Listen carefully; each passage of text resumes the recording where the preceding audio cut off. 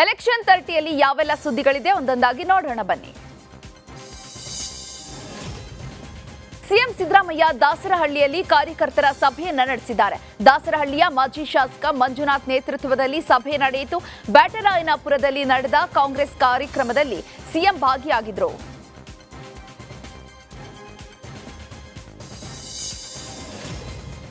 ಇನ್ನು ಈ ವೇಳೆ ಮಾತನಾಡಿದ ಸಿಎಂ ಬೆಂಗಳೂರು ಉತ್ತರ ಲೋಕಸಭಾ ಕ್ಷೇತ್ರದಲ್ಲಿ ರಾಜೀವ್ ಗೌಡ ಅಭ್ಯರ್ಥಿಯಾಗಿದ್ದಾರೆ. ರಾಜಕೀಯದ ಬಗ್ಗೆ ಹೆಚ್ಚಿನ ಜ್ಞಾನವನ್ನ ಹೊಂದಿದ್ದಾರೆ ಅಂತ ಹೇಳಿದ್ದಾರೆ. ಬಿಜೆಪಿಯಿಂದ ಉಡುಪಿ ಚಿಕ್ಕಮಗಳೂರು ತಿರಸ್ಕೃತಗೊಂಡು ಶೋಭಾ ಕರಂದ್ಲಾಜೆ ಇಲ್ಲಿಗೆ ಬಂದಿದ್ದಾರೆ. ಇವರನ್ನ ಇಲ್ಲಿಂದಲೂ ಕೂಡ ಗೋ ಬ್ಯಾಕ್ ಮಾಡಬೇಕು ಅಂತ ವ್ಯಂಗ್ಯವಾಡಿದ್ದಾರೆ. ರಾಜಕೀಯ ಜ್ಞಾನ ಇರ್ತಕ್ಕಂಥ ವ್ಯಕ್ತಿ, ಬಡವರ ಬಗ್ಗೆ ಕಾಳಜಿ ಇರ್ತಕ್ಕಂಥ ವ್ಯಕ್ತಿ, ಕಾಂಗ್ರೆಸ್ನ ಸಿದ್ಧಾಂತವನ್ನ ಚೆನ್ನಾಗಿ ಅರ್ಥ ಮಾಡ್ಕೊಂಡಿರ್ತಕ್ಕಂಥ ವ್ಯಕ್ತಿ, ಕಾಂಗ್ರೆಸ್ನ ಸಿದ್ಧಾಂತಕ್ಕೆ ಬದ್ಧರಾಗಿರ್ತಕ್ಕಂಥ ವ್ಯಕ್ತಿ. ಅಂತ ವ್ಯಕ್ತಿಯನ್ನ ಲೋಕಸಭೆಗೆ ನಾವು ಅಭ್ಯರ್ಥಿಯನ್ನಾಗಿ ಮಾಡಿದ್ದೇವೆ. ಒಬ್ಬ ಅರ್ಹ. ಪ್ರಧಾನಿ ಮೋದಿ ವಿರುದ್ಧ ಸಿಎಂ ಸಿದ್ದರಾಮಯ್ಯ ಟೀಕಾ ಪ್ರಹಾರವನ್ನ ನಡೆಸಿದ್ದಾರೆ. ನರೇಂದ್ರ ಮೋದಿ ಅವರು ಕಳೆದ 10 ವರ್ಷದಲ್ಲಿ ಜನರಿಗೆ ನೀಡಿದ ಭರವಸೆಗಳು ಈಡೇರಿಸಿದ್ದಾರಾ ಅಂತ ಪ್ರಶ್ನಿಸಿದ್ದಾರೆ. ಪ್ರತಿ ಕುಟುಂಬದ ಅಕೌಂಟ್ಗೆ 15 ಲಕ್ಷ ಹಾಕ್ತೀವಿ ಅಂದ್ರು, ಹಾಗಿದ್ರೆ ಅವರು ಸುಳ್ಳು ಹೇಳ್ತಿದ್ದಾರೆ ಅಂತ ಅಲ್ವಾ ಅರ್ಥ ಅಂತ ವ್ಯಂಗ್ಯವಾಡಿದ್ದಾರೆ. ನರೇಂದ್ರ ಮೋದಿ ಅವರು ಈ ದೇಶದ ಪ್ರಧಾನಮಂತ್ರಿಯಾಗಿ 10 ವರ್ಷಗಳಾಯಿತು. ಈ 10 ವರ್ಷಗಳಲ್ಲಿ ಅವರು ಈ ದೇಶದ ಜನರಿಗೆ ಏನೆಲ್ಲ ಹೇಳಿದ್ರು ಅವುಗಳನ್ನ ಈಡೇರಿಸಿದಾರ? ನರೇಂದ್ರ ಮೋದಿ ಅವರು ಹೇಳಿದ್ರು 2014ರಲ್ಲಿ ವಿದೇಶದಲ್ಲಿ ಕಪ್ಪು ಹಣ ಇದೆ, ಅದನ್ನು ತಗೊಬಂದು ಪ್ರತಿ ಕುಟುಂಬಗಳಿಗೆ 15 ಲಕ್ಷ ಅವ್ರ ಅಕೌಂಟ್ಗೆ ಹಾಕ್ಬಿಡ್ತೀವಿ ಅಂತ ಹೇಳಿದ್ರು. ಎಷ್ಟು ವರ್ಷ ಆಯ್ತು ಇದನ್ನ ಹೇಳಿ? 10 ವರ್ಷಗಳಾಯ್ತು.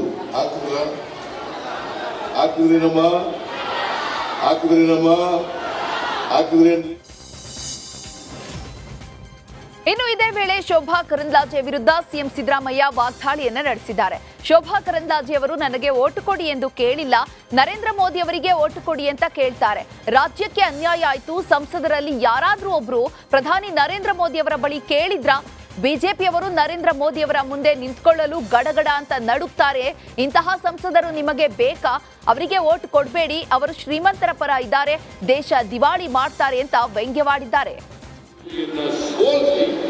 ಶೋಭಾ ಕರಂದ್ಲಾಜೆಯನ್ನ ಸೋಲಿಸಿ, ಯಾಕೆಂದ್ರೆ ಶೋಭಾ ಕರಂದ್ಲಾಜೆ ಆಯಮ್ಮನ ಪರ ಓಟ್ಗಳನ್ನ ನರೇಂದ್ರ ಮೋದಿ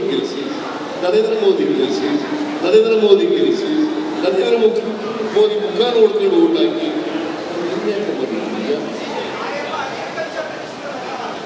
ಎಮ್ಮನೇ ಅಗ್ರಿಕಲ್ಚರ್ ಮಿನಿಸ್ಟರ್.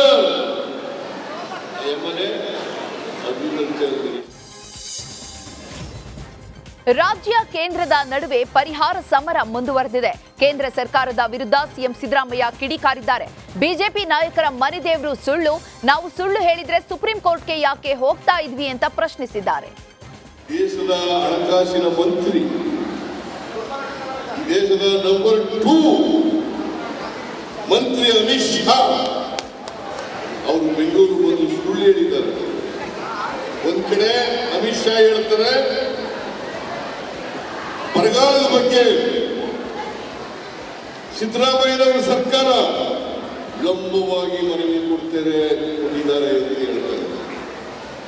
ಆದ್ರೆ ನಿರ್ಮಲಾ ಸೀತಾರಾಮನ್ ಹೇಳ್ತಾರೆ ಮನವಿ ಕೊಟ್ಟಿದ್ದಾರೆ.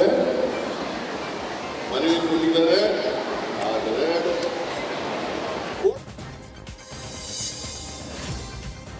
ಬೆಂಗಳೂರಿನ ಬ್ಯಾಟರಾಯನಪುರದಲ್ಲಿ ನಡೆದ ಕಾಂಗ್ರೆಸ್ ಕಾರ್ಯಕ್ರಮದಲ್ಲಿ ಕೇಂದ್ರ ಸರ್ಕಾರದ ವಿರುದ್ಧ ಕೃಷ್ಣ ಬೈರೇಗೌಡ ಕಿಡಿಕಾರಿದ್ದಾರೆ. ಹೆಜ್ಜೆ ಹೆಜ್ಜೆಗೂ ರಾಜ್ಯಕ್ಕೆ ಅನ್ಯಾಯ ಮಾಡ್ತಿದ್ದಾರೆ. ಅನ್ಯಾಯ ಮಾಡಿದವರ ಬಗ್ಗೆ ಮಾತನಾಡಿದ್ರೆ ಅವಮಾನ ಮಾಡ್ತಿದ್ದಾರೆ. ಇನ್ನೊಂದು ಅವಧಿ ಬಿಜೆಪಿಗೆ ಸಿಕ್ಕರೆ ಕರ್ನಾಟಕವನ್ನ ಮುಗಿಸಿ ಬಿಡ್ತಾರೆ ಅಂತ ಕಿಡಿಕಾರಿದ್ದಾರೆ. ಬೆಂಗಳೂರು ಉತ್ತರ ಲೋಕಸಭಾ ಕ್ಷೇತ್ರದ ಕಾಂಗ್ರೆಸ್ ಅಭ್ಯರ್ಥಿ ರಾಜೀವ್ ಗೌಡ ಬಿಜೆಪಿ ವಿರುದ್ಧ ವಾಗ್ದಾಳಿಯನ್ನ ನಡೆಸಿದ್ದಾರೆ. ಬಿಜೆಪಿಗೆ 4 ಬಾರಿ ಈ ಕ್ಷೇತ್ರದಿಂದ ಅವಕಾಶವನ್ನ ನೀಡಲಾಗಿತ್ತು. ಆದರೆ ಈ ಕ್ಷೇತ್ರದಲ್ಲಿ ಯಾವ ಅಭಿವೃದ್ಧಿ ಕೂಡ ಆಗಿಲ್ಲ. ಇಲ್ಲಿಂದ ಹೋದ ಸಂಸದರು ಡಮ್ಮಿ ಸಂಸದರು ಅಂತ ಆಕ್ರೋಶವನ್ನ ವ್ಯಕ್ತಪಡಿಸಿದ್ದಾರೆ. ಒಂದು ಮಾತು ಹೇಳ್ತೀನಿ, ಯಾರು ಇತಿಹಾಸದಲ್ಲಿ ಏನು ಕೆಲಸ ಮಾಡಿಲ್ಲ ಸಂಸತ್ ಸದಸ್ಯರಾಗಿ ಬೆಂಗಳೂರಿನಿಂದ ಅಷ್ಟು ಕೆಲಸ ಮಾಡಕ್ಕೆ ಇದ್ದೀನಿ, ಮಾಡಿಬಿಟ್ಟು ತೋರಿಸ್ತೀನಿ. ಚಿಕ್ಕಬಳ್ಳಾಪುರ ಕ್ಷೇತ್ರದಲ್ಲಿ ಡಾಕ್ಟರ್ ಸುಧಾಕರ್ ಮತ ಶಿಕಾರಿಯನ್ನು ನಡೆಸಿದ್ದಾರೆ. ಯಲಹಂಕದ ಕೇಸರಿ ವನದಲ್ಲಿ ಬಿಜೆಪಿ ಕಾರ್ಯಕರ್ತರ ಸಭೆ ನಡೆಯಿತು. ಸಭೆಯಲ್ಲಿ ಶಾಸಕ S R Vishwanath, doctor K Sudhakar ಭಾಗಿಯಾಗಿದ್ರು. ಅತಿ ಹೆಚ್ಚು ಮತಗಳಿಂದ ನಮ್ಮ ವಿಶ್ವನಾಥ್ ಗೆಲ್ಲಿಸಿದ್ದೀರಿ, ಅದೇ ರೀತಿ ನೀವೆಲ್ಲರೂ ಕೂಡ ನಮ್ಮ ಮೋದಿಗೆ ಮತ ನೀಡಿ ಅಂತ ಯಲಹಂಕದಲ್ಲಿ ಅಭ್ಯರ್ಥಿ ಡಾಕ್ಟರ್ ಕೆ ಸುಧಾಕರ್ ಮನವಿ ಮಾಡಿದ್ದಾರೆ. ಚಿಕ್ಕಬಳ್ಳಾಪುರ ಲೋಕಸಭಾ ಕ್ಷೇತ್ರದ 8 ಕ್ಷೇತ್ರದಲ್ಲಿ ಯಲಹಂಕ ದೊಡ್ಡ ಕ್ಷೇತ್ರವಾಗಿದೆ. ಈ ಬಾರಿಯೂ ಯಲಹಂಕದಿಂದ ಅತಿ ಹೆಚ್ಚು ಮತಗಳು ಸಿಗುವ ಸಾಧ್ಯತೆ ಇದೆ ಎಂದು ಬಿಜೆಪಿ ಅಭ್ಯರ್ಥಿ ಡಾಕ್ಟರ್ ಕೆ ಸುಧಾಕರ್ ಹೇಳಿದ್ದಾರೆ. ಸಾವಿರಾರು ಸಂಖ್ಯೆಯಲ್ಲಿ ಜನರು ನಿರೀಕ್ಷೆಗೂ ಮೀರಿ ಉತ್ಸಾಹದಿಂದ ಬಂದಿದ್ದಾರೆ. ನರೇಂದ್ರ ಮೋದಿ ಅವರನ್ನ ಪ್ರಧಾನಿ ಮಾಡಲು ಉತ್ಸುಕರಾಗಿದ್ದಾರೆ ಎಂದಿದ್ದಾರೆ. ಇನ್ನು 14ರಂದು ದೇವನಹಳ್ಳಿ ಬಳಿ ಮೋದಿ ಕಾರ್ಯಕ್ರಮ ಇದೆ. 2 ಲಕ್ಷ ಜನರನ್ನ ಸೇರಿಸುವ ತಯಾರಿಯನ್ನ ಮಾಡ್ತಿದ್ದೇವೆ ಅಂತ ಹೇಳಿದ್ದಾರೆ. ಇವರೆಲ್ಲರ ಸಭೆಯನ್ನ ಯಲಹಂಕ ಕ್ಷೇತ್ರದ ಜನಪ್ರಿಯ ಶಾಸಕರು ಎಸ್ಆರ್ ವಿಶ್ವನಾಥ್ರವರು ಇವತ್ತು ಏರ್ಪಾಡು ಮಾಡಿದರು. ಇವತ್ತು ಸಾವಿರಾರು ಸಂಖ್ಯೆಯಲ್ಲಿ ಇಲ್ಲಿ ಬಂದಿದ್ದಾರೆ. ಭಾಳ ಉತ್ಸಾಹ, ನಿರೀಕ್ಷೆಗೂ ಮೀರಿದ ಉತ್ಸಾಹ ಮತ್ತು ಪಕ್ಷದ ಬಗ್ಗೆ ಬದ್ಧತೆ. ಬೆಂಗಳೂರು ಗ್ರಾಮಾಂತರ ಲೋಕಸಭಾ ಚುನಾವಣೆ ಮತ ಪ್ರಚಾರ ಜೋರಾಗಿದ್ದು, ಡಾಕ್ಟರ್ ಕೆ ಸುರೇಶ್ ಪರ ಬಂಜರ ಜನಾಂಗದ ಮತಬೇಟೆ ನಡೆಸಿದ್ದಾರೆ. ಆನೇಕಲ್ನ ಜಿಗಣಿಯಲ್ಲಿ ಕಾಂಗ್ರೆಸ್ ಕಾರ್ಯಕರ್ತರ ಸಭೆ ಆಯೋಜನೆಯನ್ನು ಮಾಡಲಾಗಿತ್ತು. ಈ ಸಭೆಯಲ್ಲಿ ಬಂಜರ ಜನಾಂಗದ ಮುಖಂಡರು ಕೂಡ ಭಾಗಿಯಾಗಿದ್ದರು. ದಾವಣಗೆರೆ ಕಾಂಗ್ರೆಸ್ ಅಭ್ಯರ್ಥಿ ಪ್ರಭಾ ಮಲ್ಲಿಕಾರ್ಜುನ್ ಬಿ ಫಾರ್ಮ್ ಬರುತ್ತಿದ್ದಂತೆ ಖುಷಿಯಾಗಿ ಪೂಜೆ ಸಲ್ಲಿಸಿದ್ದಾರೆ. ಮನೆಯ ದೇವರ ಕೋಣೆಯಲ್ಲಿ ಬಿ ಫಾರ್ಮ್ ಇರಿಸಿ ಗೆಲುವಿಗಾಗಿ ಪ್ರಾರ್ಥಿಸಿದ್ದಾರೆ. ಕಾಂಗ್ರೆಸ್ ಪಟ್ಟಿಯಿಂದ ಹೆಸರು ಘೋಷಣೆ ಆಗ್ತಿದ್ದಂತೆ ಪ್ರಭಾ ಮಲ್ಲಿಕಾರ್ಜುನ್ ಫುಲ್ ಆಕ್ಟಿವ್ ಆಗಿದ್ದಾರೆ. ಈ ಬಾರಿ ಸಿದ್ದೇಶ್ವರ್ ಫ್ಯಾಮಿಲಿಗೆ ಸೋಲಿನ ರುಚಿಯನ್ನ ತೋರಿಸಬೇಕೆಂದು ಶಾಮನೂರು ಫ್ಯಾಮಿಲಿ ಪಣ ತೊಟ್ಟಿದ್ದಾರೆ. ಶತಾಯ ಗತಾಯ ಈ ಬಾರಿ ವೋಟಿಂಗ್ ಪರ್ಸೆಂಟೇಜ್ ಜಾಸ್ತಿ ಮಾಡಬೇಕು ಅಂತ ಉಡುಪಿ ಜಿಲ್ಲಾಡಳಿತ ಪ್ರಯತ್ನವನ್ನ ಮಾಡ್ತಾ ಇದೆ. ಜಿಲ್ಲಾಡಳಿತ ಹಾಗೂ ಎಸ್ವಿಇಇಪಿ ಸಮಿತಿ ವತಿಯಿಂದ ಮತ ಜಾಗೃತಿಗಾಗಿ ಮರಳು ಶಿಲ್ಪವನ್ನ ಮಲ್ಪೆ ಕಳೆದ ತೀರದಲ್ಲಿ ಮಾಡಲಾಗಿದೆ. ಏಪ್ರಿಲ್ 26 ಹಾಗೂ ಮೇ 7ರಂದು ತಪ್ಪದೇ ಮತದಾನವನ್ನ ಮಾಡುವ ಮೂಲಕ ಹಕ್ಕು ಚಲಾಯಿಸುವಂತೆ ಸಂದೇಶವನ್ನ ಸಾರಲಾಯಿತು. ತುಮಕೂರಿನಲ್ಲಿ ಚುನಾವಣಾ ಕಾವು ರಂಗೇರಿದೆ. ಮೈತ್ರಿ ಅಭ್ಯರ್ಥಿ ಸೋಮಣ್ಣ ಮೇಲೆ ಮಾಧುಸ್ವಾಮಿ ಮುನಿಸು ಇನ್ನೂ ಕೂಡ ಕಡಿಮೆ ಆಗಿಲ್ಲ. ಬಿಜೆಪಿಯೊಳಗಿನ ಭಿನ್ನಮತವನ್ನೇ ಕಾಂಗ್ರೆಸ್ ಅಭ್ಯರ್ಥಿ ಲಾಭ ಮಾಡಿಕೊಳ್ಳಲು ಮುಂದಾಗಿದ್ದಾರೆ. ಚಿಕ್ಕನಾಯಕನಹಳ್ಳಿ ತಾಲೂಕಿನ ಜೆಸಿಪುರದಲ್ಲಿರುವ ಮಾಧುಸ್ವಾಮಿ ಮನೆಗೆ ಮುದ್ದಹನುಮೇಗೌಡ ಭೇಟಿ ಕೊಟ್ಟಿದ್ದಾರೆ. ಮಾಧುಸ್ವಾಮಿಗೆ ಹೂಗುಚ್ಛ ಕೊಟ್ಟು ಮುದ್ದಹನುಮೇಗೌಡ ಕುಶಲೋಪರಿಯನ್ನ ವಿಚಾರಿಸಿದ್ದಾರೆ. ಕೆಲಕಾಲ ಉಭಯ ನಾಯಕರು ರಹಸ್ಯ ಮಾತುಕತೆಯನ್ನ ನಡೆಸಿದ್ದಾರೆ. ಮಾಧುಸ್ವಾಮಿ ಮನೆಗೆ ಕಾಂಗ್ರೆಸ್ ಅಭ್ಯರ್ಥಿ ಮುದ್ದಹನುಮೇಗೌಡ ಭೇಟಿ ವಿಚಾರಕ್ಕೆ ಮಾಜಿ ಸಚಿವ ಜೆಸಿ ಮಾಧುಸ್ವಾಮಿ ಪ್ರತಿಕ್ರಿಯೆಯನ್ನ ನೀಡಿದ್ದಾರೆ. ಒಬ್ಬ ಅಭ್ಯರ್ಥಿಯಾಗಿ ನಮ್ಮ ಮನೆಗೆ ಬಂದಿದ್ದಾರೆ. ನಾವು ಅವರ ಬಹಳ ಹಳೆಯ ಸ್ನೇಹಿತರು, ಇಬ್ಬರು ಒಟ್ಟಿಗೆ ಶಾಸಕರಾಗಿದ್ದವರು, ಸ್ನೇಹಿತರು ಅಂತ ಒಬ್ಬ ಅಭ್ಯರ್ಥಿ ಮನೆಗೆ ಬಂದಾಗ ವಿಶೇಷ ಅರ್ಥವನ್ನ ಕಲ್ಪಿಸೋದು ಬೇಡ, ಇದು ಸೌಜನ್ಯದ ಭೇಟಿ ಎಂದಿದ್ದಾರೆ. ಅದಕ್ಕೆ ವಿಶೇಷ ಅಭ್ಯರ್ಥಿಯಾಗಿ ನಮ್ಮ ಮನೆಗೆ ಬಂದಿದ್ದಾರೆ. ನಾನು ಅವರು ಇಬ್ಬರು ಭಾಳ ಹಳೆಯ ಸ್ನೇಹಿತರು, ಇಬ್ಬರು ಒಟ್ಟಿಗೆ ಶಾಸಕರಾಗಿದ್ದರು. ಒಬ್ಬ ಅಭ್ಯರ್ಥಿ ಒಬ್ಬರು ಮನೆಗೆ ಬಂದಾಗ ಏನೋ ಸ್ನೇಹಿತರು ಅಂತ ಬಂದಾಗ ಅದಕ್ಕೆ ವಿಶೇಷವಾಗಿ ಬಣ್ಣ ಕಟ್ಟೋದು, ಚರ್ಚೆ ಮಾಡೋದು, ಮಾಧ್ಯಮಗಳೆಲ್ಲ ಸುದ್ದಿ ಮಾಡೋದು ಏನು ಅಷ್ಟೊಂದು ಮಹತ್ವದ ವಿಷಯ ಅಲ್ಲ ಅಂತೇಳಿ ಸೌಜನ್ಯದ ಭೇಟಿ ಮಾಡಿದ್ದಾರೆ. ನಾನು ಸೌಜನ್ಯವಾಗಿ ಮಾತಾಡಿ ಅವ್ರ ಜೊತೆ ಕಳಿಸಿದ್ದೀನಿ. ಸಪೋರ್ಟ್ ಕೇಳ್ತಾರೆ, ಅವ್ರು ಕೇಳಿದ್ದಾರೆ. ಬಟ್ ನಾವೆಂಗೆ ಬೇರೆ ಪಕ್ಷದಾಗಿರೋರು ಏನಾದ್ರು ಮಾತು ಕೊಡ್ಲಿಕ್ಕಾಗುತ್ತೆ. BJP MLC K P Nanjundi Congress ಪಕ್ಷ ಸೇರ್ತಾರೆ ಎನ್ನುವ ಚರ್ಚೆ ಶುರುವಾಗಿದೆ. ಕೆಪಿ ನಂಜುಂಡಿ ನಿವಾಸಕ್ಕೆ ಡಿಸಿಎಂ ಡಿಕೆ ಶಿವಕುಮಾರ್ ಭೇಟಿ ನೀಡಿದ್ದಾರೆ. ವಿಶ್ವಕರ್ಮ ಸಮುದಾಯದ ನಾಯಕರಾಗಿರುವ ನಂಜುಂಡಿ ಅವರನ್ನ ಸೌಹಾರ್ದಯುತವಾಗಿ ಭೇಟಿಯಾಗಿ ಮಾತುಕತೆಯನ್ನ ನಡೆಸಿದ್ದಾರೆ. ಅವರ ನಿವಾಸದಲ್ಲೇ ಉಪಹಾರವನ್ನ ಸೇವಿಸಿದ್ದಾರೆ.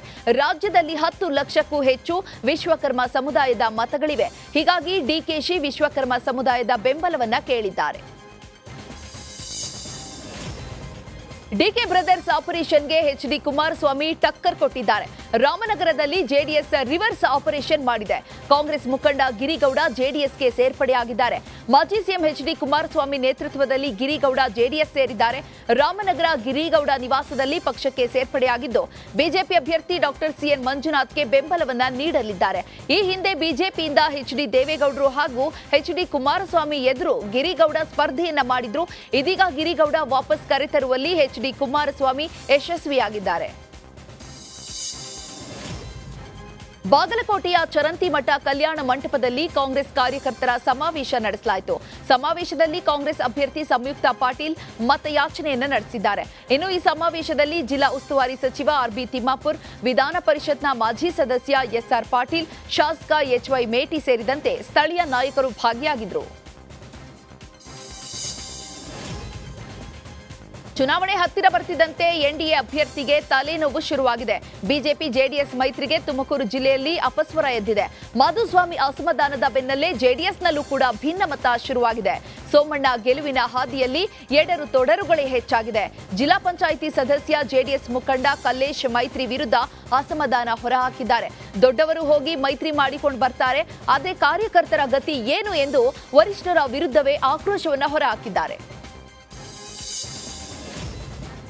ಕಾಫಿನಾಡಿನಲ್ಲಿ ಕಾಂಗ್ರೆಸ್ ಜಯಪ್ರಕಾಶ್ ಹೆಗ್ಡೆ ಅಭ್ಯರ್ಥಿ ಟೆಂಪಲ್ ರನ್ ನಡೆಸುತ್ತಿದ್ದಾರೆ. ಚಿಕ್ಕಮಗಳೂರು ಜಿಲ್ಲೆಯ ಕಳಸಾ ತಾಲೂಕಿನ ಕಳಸೇಶ್ವರ ದೇವಸ್ಥಾನಕ್ಕೆ ಭೇಟಿ ನೀಡಿ ಪೂಜೆಯನ್ನ ಸಲ್ಲಿಸಿದ್ದಾರೆ. ಕಳಸಾ ತಾಲೂಕಿನ ಹೊರನಾಡು ಸೇರಿದಂತೆ ಸುತ್ತಮುತ್ತ ಪ್ರದೇಶದಲ್ಲಿ ಪ್ರಚಾರವನ್ನು ಆರಂಭಿಸಿದ್ದಾರೆ. ಉಡುಪಿ ಚಿಕ್ಕಮಗಳೂರು ಕಾಂಗ್ರೆಸ್ ಅಭ್ಯರ್ಥಿಯಾಗಿರುವ ಜಯಪ್ರಕಾಶ್ ಹೆಗ್ಡೆಗೆ ಸ್ಥಳೀಯ ಕಾಂಗ್ರೆಸ್ ಮುಖಂಡರು ಸಾಥ್ ನೀಡಿದ್ದಾರೆ.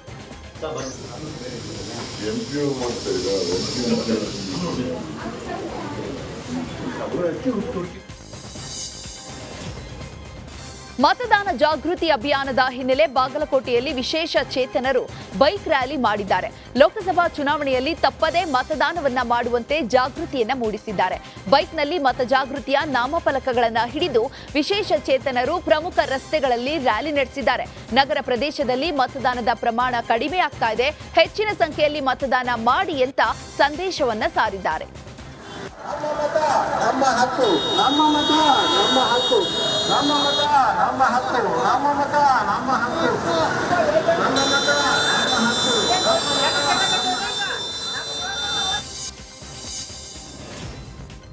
ಬಿಜೆಪಿ ರಾಜ್ಯ ಪ್ರಧಾನ ಕಾರ್ಯದರ್ಶಿ ಪ್ರೀತಂ ಗೌಡ ರಿಪಬ್ಲಿಕ್ ಕನ್ನಡಕ್ಕೆ ಪ್ರತಿಕ್ರಿಯೆಯನ್ನ ನೀಡಿದ್ದಾರೆ. ಎನ್ಡಿಎ ಪಕ್ಷದ ಅಭ್ಯರ್ಥಿಗಳಿಗೆ ಕಾರ್ಯಕರ್ತರು ಕೆಲಸವನ್ನ ಮಾಡ್ತಾರೆ. ಪ್ರಜ್ವಲ್ ರೇವಣ್ಣ ಸಂಧಾನದ ಬಗ್ಗೆ ಮಾಹಿತಿ ಇಲ್ಲ. ಕಾರ್ಯಕರ್ತನಾಗಿ ಪಕ್ಷ ಯಾವ ಕೆಲಸವನ್ನ ಕೊಟ್ಟರೂ ಕೂಡ ಮಾಡ್ತೇನೆ. ಪ್ರತಿನಿತ್ಯ ಪಕ್ಷದ ಪರವಾಗಿ ಕೆಲಸವನ್ನ ಮಾಡ್ತಿದ್ದೇನೆ. ಯಾವ ಸಂಧಾನವೂ ಇಲ್ಲ, ಏನೂ ಇಲ್ಲ ಅಂತ ಹೇಳಿದ್ದಾರೆ. ಮೈತ್ರಿ ವಿಚಾರವಾಗಿ ಯಾವ ಗೊಂದಲವೂ ಕೂಡ ಇಲ್ಲ. ಹಾಸನದಲ್ಲಿ ಕಾರ್ಯಕರ್ತರ ಸಭೆಯನ್ನ ನಡೆಸಿ ವಿಚಾರವನ್ನ ತಲುಪಿಸುತ್ತೇನೆ ಅಂತ ಹೇಳಿದ್ದಾರೆ. ನಿಮ್ಮ ಮಾಹಿತಿಗಿರಲಿ, ನಾನೊಬ್ಬ ನಿಷ್ಠಾವಂತ ಕಾರ್ಯಕರ್ತ, ಕೆಲಸ ಮಾಡ್ತಾ ಇದ್ದೀವಿ. ಎಲ್ಲಿದ್ರು ಇಡೀ ರಾಜ್ಯದ ಪ್ರಧಾನ ಕಾರ್ಯದರ್ಶಿಯಾಗಿ ಜವಾಬ್ದಾರಿ ಕೊಟ್ಟಿದ್ದಾರೆ ಭಾರತೀಯ ಜನತಾ ಪಾರ್ಟಿ. ಅದ್ರ ಪ್ರಕಾರ ಕೆಲಸ ಮಾಡ್ಕೊಂಡು ಹೋಗೋಣ. ಅಲ್ಲ, ನೀವು ಹಾಸನಕ್ಕೂ ಪ್ರಚಾರ ಮಾಡ್ತೀರಾ? ನಾನು ಎಲ್ಲ ಕಡೆ ಮಾಡ್ತೀನಿ. 28 ಲೋಕಸಭಾ ಕ್ಷೇತ್ರದಲ್ಲಿ ನಾನು ಭಾರತೀಯ ಜನತಾ ಪಾರ್ಟಿಯ ಪರವಾಗಿ, ಎನ್ಡಿಎ ಪರವಾಗಿ ಕೆಲಸ ಮಾಡಬೇಕು. ಅದರಲ್ಲಿ ಯಾವ ಅನುಮಾನ ಇದೆ? ಅಲ್ಲ, ತಮ್ಮನ್ನ ಇಂದು ಮೈಸೂರು ಚಾಮರಾಜನಗರ ಅಭ್ಯರ್ಥಿ ಪರವಾಗಿ ಕೆಲಸವನ್ನ ಮಾಡ್ತಿದ್ದೇನೆ, ಮೋದಿ ಅವರನ್ನ ಪ್ರಧಾನಿ ಮಾಡಲು ಕೆಲಸವನ್ನ ಮಾಡ್ತಿದ್ದೇನೆ ಅಂತ ಪ್ರೀತಂ ಗೌಡ ರಿಪಬ್ಲಿಕ್ ಕನ್ನಡಕ್ಕೆ ಪ್ರತಿಕ್ರಿಯೆಯನ್ನ ನೀಡಿದ್ದಾರೆ. ನನ್ನನ್ನ ಕಾಶ್ಮೀರಕ್ಕೆ ಹೋಗು ಅಂದ್ರು ಹೋಗ್ತೀನಿ, ಕನ್ಯಾಕುಮಾರಿಗೆ ಹೋಗು ಅಂದ್ರು ಹೋಗ್ತೀನಿ. ನಾನು ಪಕ್ಷದ ಕಾರ್ಯದರ್ಶಿ, ಪಕ್ಷ ಹೇಳಿದ ಕಡೆ ಹೋಗಿ ಪ್ರಚಾರವನ್ನ ಮಾಡ್ತೀನಿ. ಅದಕ್ಕಾಗಿ ಮೈಸೂರಿಗೆ ಬಂದಿದ್ದೇನೆ. ಇಂದು ಮೈಸೂರು ಚಾಮರಾಜನಗರ ಕಾರ್ಯಕರ್ತರ ಸಭೆಯನ್ನ ಮಾಡ್ತೇನೆ ಅಂತ ಹೇಳಿದ್ದಾರೆ. ಅವರು ನನ್ನನ್ನು ಜಮ್ಮು ಕಾಶ್ಮೀರ್ಗೆ ಹೋಗಿ ಕೆಲಸ ಮಾಡು ಅಂದರೆ ಜಮ್ಮು ಕಾಶ್ಮೀರಲ್ಲಿ ಕೆಲಸ ಮಾಡಬೇಕು, ಕನ್ಯಾಕುಮಾರಿಲಿ ಕೆಲಸ ಮಾಡಬೇಕು ಅಂದರೆ ಕನ್ಯಾಕುಮಾರಿಲಿ ಕೆಲಸ ಮಾಡ್ತೀನಿ. ಇವತ್ತು ಮೈಸೂರು ಅಂತ ಹೇಳಿದರೆ, ನಾಳೆ ಬೆಳಗ್ಗೆ ನೀನು ಹೋಗಿ ಚಾಮರಾಜನಗರ ಮಾಡಬೇಕು ಅಂದರೆ ಚಾಮರಾಜನಗರದಲ್ಲಿ ಮಾಡ್ತೀನಿ, ಬೀದರಲ್ಲಿ ಮಾಡಬೇಕು ಅಂದರೆ ಬೀದರಲ್ಲಿ ಮಾಡ್ತೀನಿ. ಮೈಸೂರಿನಲ್ಲಿ ಮಾತನಾಡಿದ ಬಿಜೆಪಿ ಪ್ರಧಾನ ಕಾರ್ಯದರ್ಶಿ ಪ್ರೀತಂ ಗೌಡ, ಎನ್ಡಿಎ ಅಭ್ಯರ್ಥಿ ಗೆಲ್ಲಬೇಕು ಎಂದು ಹೇಳಿದರು. ಪ್ರಜ್ವಲ್ ರೇವಣ್ಣ ಭೇಟಿ ವಿಚಾರ ಗೊತ್ತಿಲ್ಲ, ನನಗೆ ಅದರ ಬಗ್ಗೆ ಮಾಹಿತಿ ಇಲ್ಲ. ಮತದಾರರು ಪ್ರೀತಂ ಗೌಡ ಮುಖ ನೋಡಿ ಮತ ಹಾಕಲ್ಲ. ನಮ್ಮ ಮನೆಯಲ್ಲೂ ಕೂಡ ಮೋದಿ ಮುಖ ನೋಡಿ ಮತ ಹಾಕ್ತಾರೆ. ಇದು ಪಂಚಾಯಿತಿ ಚುನಾವಣೆಯಲ್ಲ, ದೇಶದ ಚುನಾವಣೆಯಾಗಿದೆ. ಪಕ್ಷ ಸೂಚನೆಯನ್ನ ಕೊಟ್ಟಂತೆ ಕೆಲಸವನ್ನ ಮಾಡ್ತೇನೆ ಅಂತ ಹೇಳಿದ್ದಾರೆ. ಅಭ್ಯರ್ಥಿ ಚುನಾವಣೆಯಲ್ಲಿ ಗೆಲ್ಲೋದಕ್ಕೆ ಯಾವೆಲ್ಲ ಪ್ರಯತ್ನ ಪಡಬೇಕು, ಭಾರತೀಯ ಜನತಾ ಪಾರ್ಟಿ ಕಾರ್ಯಕರ್ತರು ಸಂಪೂರ್ಣವಾದ ಸಹಕಾರವನ್ನು ಕೊಟ್ಟು NDA 400ಕ್ಕೂ ಹೆಚ್ಚು ಸ್ಥಾನ ಗೆಲ್ಲಬೇಕು, ಭಾರತೀಯ ಜನತಾ ಪಾರ್ಟಿ 370ಗೂ ಹೆಚ್ಚು ಸ್ಥಾನ ಗೆಲ್ಲಬೇಕು ಅನ್ನೋದು. ಮಲೆನಾಡಿನಲ್ಲಿ ಲೋಕಸಭಾ ಕಾವು ಜೋರಾಗಿದೆ. ಶಿವಮೊಗ್ಗದಲ್ಲಿ ಚುನಾವಣಾ ಪ್ರಚಾರದಲ್ಲಿ ಮೋದಿ ಫೋಟೋ ಬಳಕೆ ಕುರಿತು ಬಿಜೆಪಿ ವರ್ಸಸ್ ಬಂಡಾಯ ಅಭ್ಯರ್ಥಿ ನಡುವೆ ಫೈಟ್ ಶುರುವಾಗಿದೆ. ಈಶ್ವರಪ್ಪ ನಾನು ಮೋದಿ ಭಕ್ತ ಅಂದ್ರೆ ಇತ್ತ ರಾಘವೇಂದ್ರ ನಾನು ಬಿಜೆಪಿ ಅಭ್ಯರ್ಥಿ ಅಂತ ಕೌಂಟರ್ ಕೊಟ್ಟಿದ್ದಾರೆ. ಒಟ್ನಲ್ಲಿ ಶಿವಮೊಗ್ಗದಲ್ಲಿ ಮೋದಿ ಫೋಟೋಗಾಗಿ ಅಭ್ಯರ್ಥಿಗಳ ನಡುವೆ ವಾರ್ ಶುರುವಾಗಿದ್ದು ನಾಯಕರು ಚುನಾವಣಾ ಆಯೋಗ ಹಾಗೂ ಕಾನೂನಿನ ಮೊರೆ ಹೋಗಲು ನಿರ್ಧರಿಸಿದ್ದಾರೆ.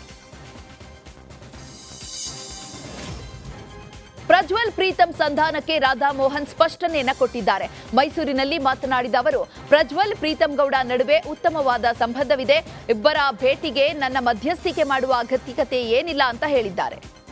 What is the problem with Pritam Gowda? I don't know. I don't see any problem. I have been to Hassan yesterday. Everything is good there. I hardly see any problem there. Everybody is working fine. Preetham Gowda ಭೇಟಿ ಬಗ್ಗೆ ರಾಧಾ ಮೋಹನ್ ದಾಸ್ ಸೂಚನೆಯನ್ನ ನೀಡಿಲ್ಲ ಅಂತ ಹಾಸನದಲ್ಲಿ republic ಕನ್ನಡಕ್ಕೆ ಸಂಸದ ಪ್ರಜ್ವಲ್ ರೇವಣ್ಣ ಪ್ರತಿಕ್ರಿಯೆಯನ್ನ ನೀಡಿದ್ದಾರೆ. BJP ಮತ್ತು ಜೆಡಿಎಸ್ ಕಾರ್ಯಕರ್ತರು ಒಟ್ಟಾಗಿ ಹೋಗಲು ಚರ್ಚೆಯಾಗಿದೆ. ಪ್ರೀತಂ ಗೌಡ ಭೇಟಿ ಮಾಡಿಸ್ತಾರೆಂಬುದು ತಪ್ಪು ಮಾಹಿತಿಯಾಗಿದೆ. ಪ್ರೀತಂ ಗೌಡ ಮೈಸೂರು ಉಸ್ತುವಾರಿ ಅಷ್ಟೇ ಅಂತ ಪ್ರಜ್ವಲ್ ರೇವಣ್ಣ ಹೇಳಿದ್ದಾರೆ. ದೇವೇಗೌಡರ ಬಗ್ಗೆ ಸಚಿವ ಕೆಎನ್ ರಾಜಣ್ಣ ಲಘುವಾಗಿ ಮಾತನಾಡಿದ ವಿಚಾರಕ್ಕೆ ಹಾಸನದಲ್ಲಿ ಪ್ರಜ್ವಲ್ ರೇವಣ್ಣ ಪ್ರತಿಕ್ರಿಯೆಯನ್ನ ನೀಡಿದ್ದಾರೆ. ದೇವೇಗೌಡರು ಈ ನಾಡಿಗೆ ಏನು ಕೆಲಸವನ್ನ ಮಾಡಿದ್ದಾರೆ ಅನ್ನೋದು ಎಲ್ಲರಿಗೂ ಗೊತ್ತಿದೆ. ಈ ರೀತಿ ಮಾತನಾಡೋದು ಅವರ ಮನಸ್ಥಿತಿಯನ್ನ ಸೂಚಿಸುತ್ತೆ. ಇದು ಎರಡನೇ ಬಾರಿ ಈ ರೀತಿ ದೇವೇಗೌಡರ ಬಗ್ಗೆ ಮಾತನಾಡ್ತಿರೋದು. ಇದು ಸರಿಯಲ್ಲ ಅಂತ ಪ್ರಜ್ವಲ್ ರೇವಣ್ಣ ಕಿಡಿಕಾರಿದ್ದಾರೆ. ಕೋಲಾರ ಜಿಲ್ಲೆಯ ಶ್ರೀನಿವಾಸಪುರ ತಾಲೂಕಿನ ಅಡ್ಡಗಲ್ ಗ್ರಾಮದಲ್ಲಿ ಕಾಂಗ್ರೆಸ್ ಕಾರ್ಯಕರ್ತರ ಸಭೆ ನಡೆಯಿತು. ಕುಟುಂಬದ ಏಳಿಗೆಗಾಗಿ ಬಿಜೆಪಿ ಜೊತೆ ಜೆಡಿಎಸ್ ಮೈತ್ರಿ ಮಾಡಿಕೊಂಡಿದೆ ಅಂತ ಸಭೆಯಲ್ಲಿ ಎಂಎಲ್ಸಿ ಅನಿಲ್ ಕುಮಾರ್ ಹೇಳಿದ್ದಾರೆ.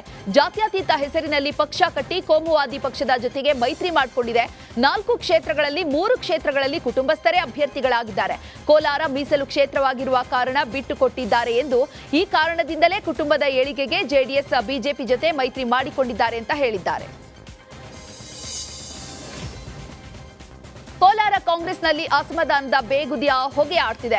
ರಮೇಶ್ ಕುಮಾರ್ ಮುನಿಯಪ್ಪ ಟೀಮ್ ನಡುವೆ ಫೈಟ್ ಶುರುವಾಗಿದೆ. ಹೀಗಾಗಿ ಸಿಎಂ ಡಿಸಿಎಂ ಕಾರ್ಯಕ್ರಮಗಳಿಂದ ಮುನಿಯಪ್ಪ ಅಂತರವನ್ನ ಕಾಯ್ದುಕೊಂಡಿದ್ದಾರೆ. ರಮೇಶ್ ಕುಮಾರ್ ಪಾರುಪತ್ಯಕ್ಕೆ ಮುನಿಯಪ್ಪ ನಿಗಿ ಅಂತಿದ್ದಾರೆ. ಪ್ರಚಾರದ ಕಣದಿಂದ ಸಚಿವ ಮುನಿಯಪ್ಪ ಹಿಂದೆ ಸರಿದಿದ್ದಾರೆ. ಕೋಲಾರ ಕ್ಷೇತ್ರದ ಮೇಲಿನ ಹಿಡಿತ ತಪ್ಪಿದ್ದಕ್ಕೆ ಬಹಿರಂಗವಾಗಿ ಬಂಡಾಯವನ್ನ ಹೊರಹಾಕದೆ ಒಳಗೊಳಗೆ ಅಸಮಾಧಾನ ವ್ಯಕ್ತಪಡಿಸುತ್ತಿದ್ದಾರೆ. ಬಳ್ಳಾರಿ ಅಖಾಡದಲ್ಲಿ ಮತ್ತೆ ಡೈಲಾಗ್ ಡ್ರಾಮಾ ಶುರುವಾಗಿದೆ. ಶ್ರೀರಾಮುಲುಗೆ ಮತ್ತೆ ನಾಗೇಂದ್ರ ಸಿನಿಮಾ ಸ್ಟೈಲ್ನಲ್ಲಿ ನಿನ್ನ ಬಿಡಲ್ಲ ಬ್ರೋ ಎಂದು ವಾರ್ನಿಂಗ್ ಕೊಟ್ಟಿದ್ದಾರೆ. ಕೆಲವು ದಿನಗಳ ಹಿಂದೆ ನಾಗೇಂದ್ರ ಈ ಮೋಕ ನಂದು ಎಂದಿದ್ರು. ಇಂದು ನಿನ್ನ ಬಿಡಲ್ಲ ಬ್ರೋ ಎಂದು ವಾರ್ನ್ ಮಾಡಿದ್ದಾರೆ.